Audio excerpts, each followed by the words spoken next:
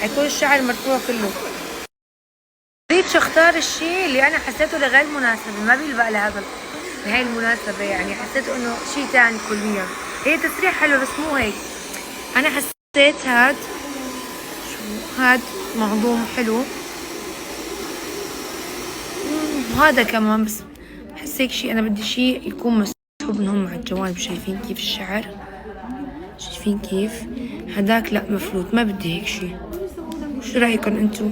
في هيك كمان يعني هيك حلوة. Bald ist draußen ein bisschen ناعمة. شو رايكم؟ من الاحمر ولا من الاسود؟ التسريحة. هلا بلشنا هون بالميك اب.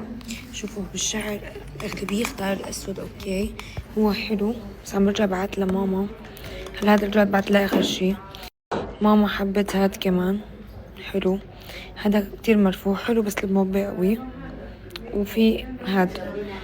هلا انتو نقيتوا الاسود، انا محتارة بين الاسود وهي ام البيج. وشو رايكم بهاد؟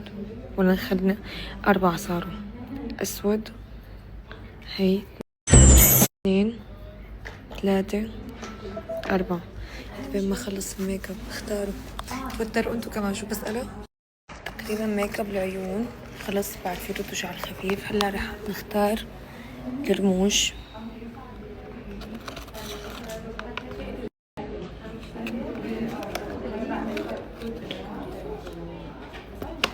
يا الله وكيلكم ضاعت.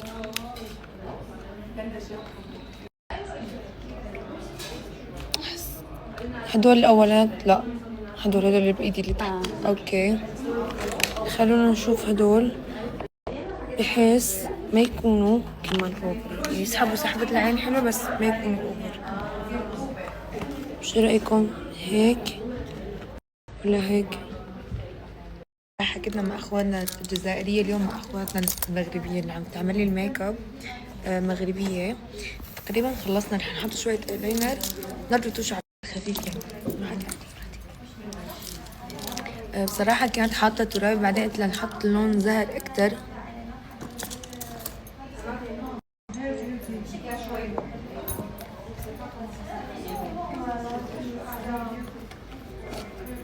ايلاينر خفيف رح